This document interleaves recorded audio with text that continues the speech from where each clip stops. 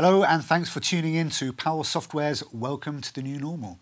Powell Software develops digital workplace solutions that improve the employee experience, helping companies to write their own future of work by leveraging the talent of their entire workforce. My name is Tony Todd. I'm from the Rumeur Publique agency in Paris, and I'm joined today by Karima Moudoub. Hello, Karima. Hi, Tony. Pleased to be here. Karima is the Senior Business Development Manager at cybersecurity firm Fortinet. She's also the founder of the WIT Women in Tech network here in France, and is European lead at the IMCP, which is the International Association of Microsoft Channel Partners. Great to have you here today with us.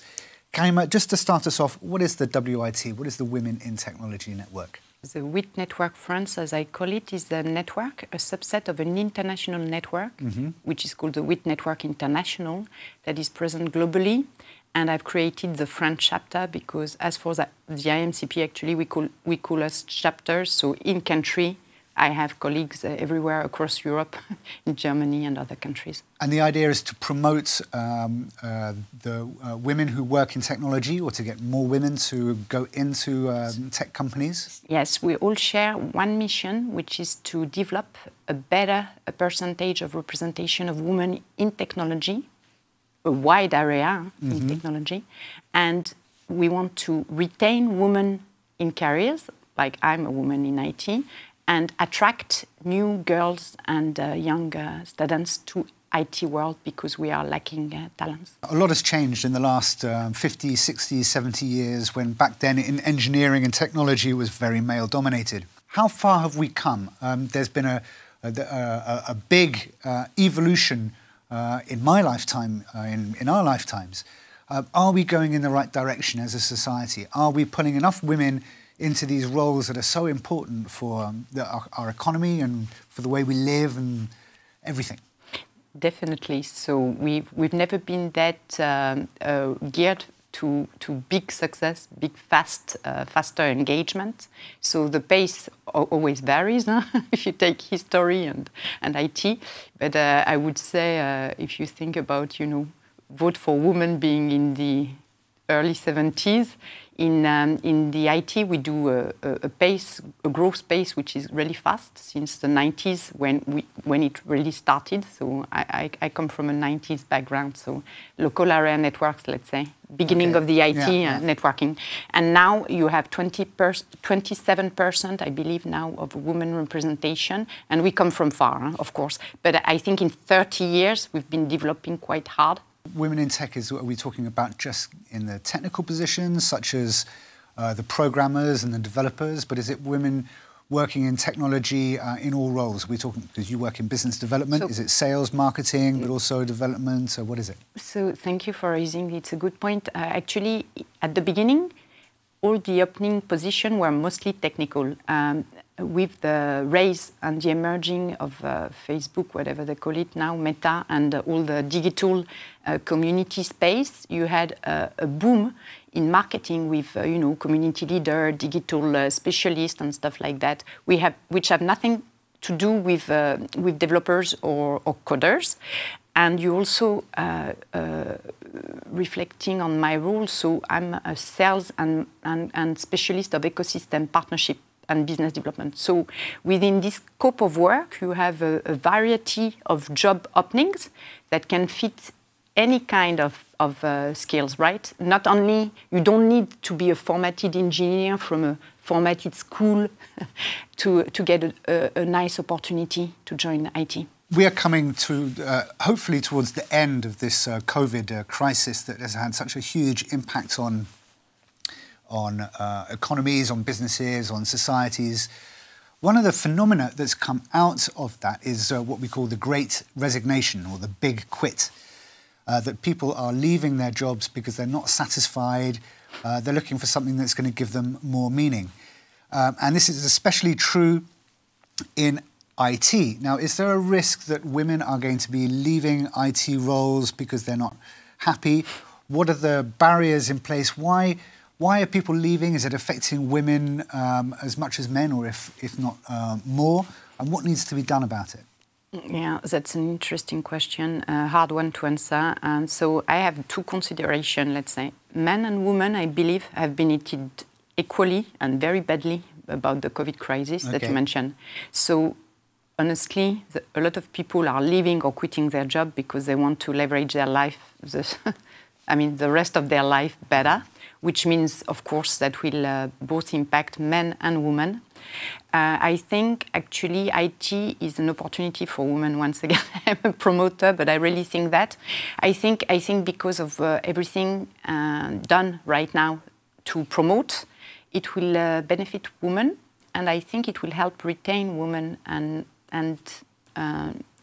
slow the women leaving IT. What are the brakes on women's career development? You know, if even without the Great Resignation and this general phenomenon of people moving away from jobs that they're unhappy with, what are the reasons you've seen for women quitting jobs in IT? What's turning them off? So there's several reasons, in my opinion, and towards my experience from the WIT and my own career. I would say that it's less easy for women to get what they want in their career, especially if they are ambitious and they are facing challenges through their career more easily than men. I wouldn't say it's only women, but I think we are facing a glass ceiling, and we are also facing some lack of management skills to So the glass ceiling means that there's only so far up the ladder that they can go, and they feel that they can't go beyond that to the very senior management so easily. Yeah. And is that a misperception on their part, or does that glass ceiling actually exist? Is there an actual barrier? Both. There's two things. There's a thing which is what you are putting as a limit on yourself, and it seems like a young woman, as a more senior woman, put limits on their self, limit themselves in terms of asking for opportunities. And then there's a real unconscious bias about women not being that needy for money or for career or for development, when most of the time they don't voice it out, which is a bit different. So it's still very common that the management positions are all distributed on men versus... Okay. Unconscious bias, something I hear again and again and again. And it's not just in the gender diversity, it's in so many different ways, be it race, disability, orientation.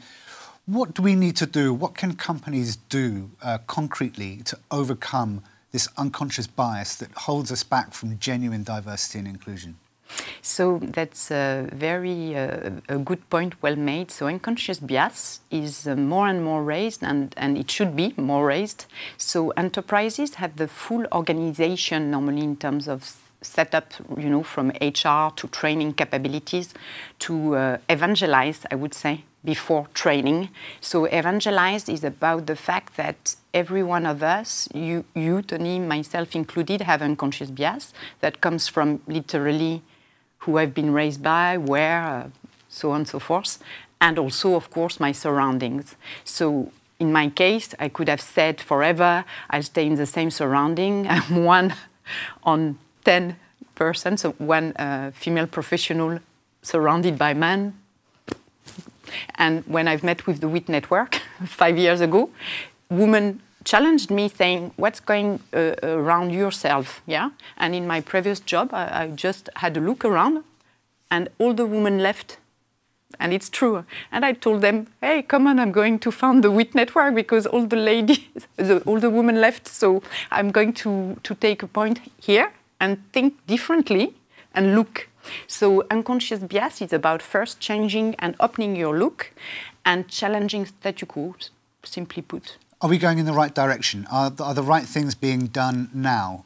Could we go further, and are you optimistic about the future? I'm very optimistic, often frustrated about the pace, but what can I do else than what I do, like trying to open my eyes and ears. I'm more optimistic than ever because since the past few months, perhaps thanks to COVID, I don't know, we could see benefits from it.